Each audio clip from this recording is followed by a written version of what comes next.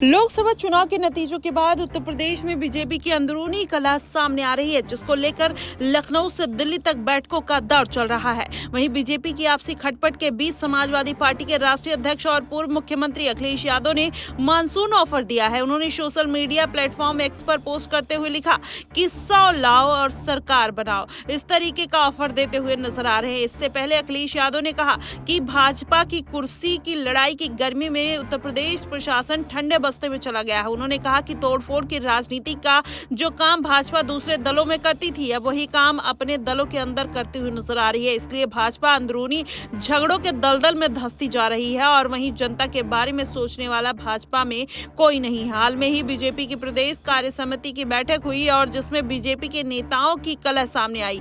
यहाँ deputy CM Keshav Prasad Maurya ने कहा कि संगठन सरकार से बड़ा है, कार्यकर्ताओं का दर्द मेरा दर्द है। वहीं मुख्यमंत्री योगी आदित्यनाथ कहा कि अति आत्मविश्वास ने लोकसभा चुनाव में बीजेपी को नुकसान पहुंचाया है। उन्होंने कहा था कि 2014 में उसके बाद के चुनाव में बीजेपी के पक्ष में जितने प्रतिशत वोट थे वो बीजेपी 2024 में उतने ही वोट हासिल करने में सफल रही, लेकिन वोटों की शिफ्टिंग और अति आत्मविश्वास ने हमारी उम्मीदों को नुकसान पहुंचाया है। लेकिन अखिलेश यादव का इस तरीके से कहीं ना कहीं बयान देना ये जताता है कि अब भारतीय जनता पार्टी की मुश्किलें बढ़ती हुई नजर आ रही है। वैसे में अगर ये कलह बढ़ती हुई नजर आई तो कहीं ना कहीं अखिलेश यादव इसका पूरा फायदा उठाते हुए नजर आएंगे और जाहिर तौर पर इसका जो खामियाजा है वो भारतीय जनता पार्टी को भुगतना पड़ सकता है। लेकिन उसके पहले अगर देख लिया जाए तो पूरा मामला कहीं ना कहीं विधानसभा चुनाव पर टिका है।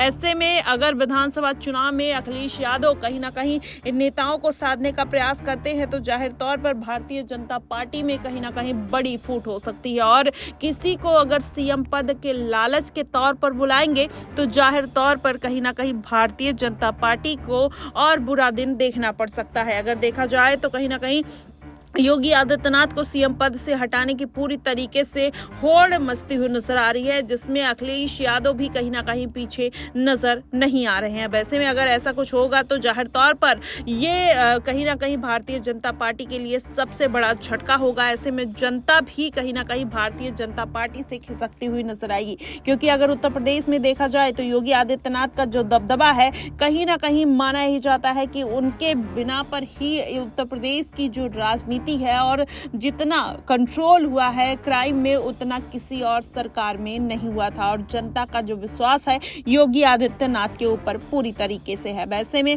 भारतीय जनता पार्टी अगर कुछ बड़ा फेरबदल करती है तो इतना नुकसान उसको कैसे झेलना पड़ेगा और इस बार के विधानसभा चुनाव में किस तरीके से पूरा समीकरण बनता हुआ दिखाई देगा, ये भी देखना बेहद दिलचस्प होगा। लेकिन अगर उसके पहले बात किया जाए तो कहीं ना कहीं अब केशव प्रसाद मौर्य सीएम पद की रेस में है। अखिलेश यादव ऐसे में एनडीए में फूट डालने की पूरी कोशिश करते हुए नजर आएंगे।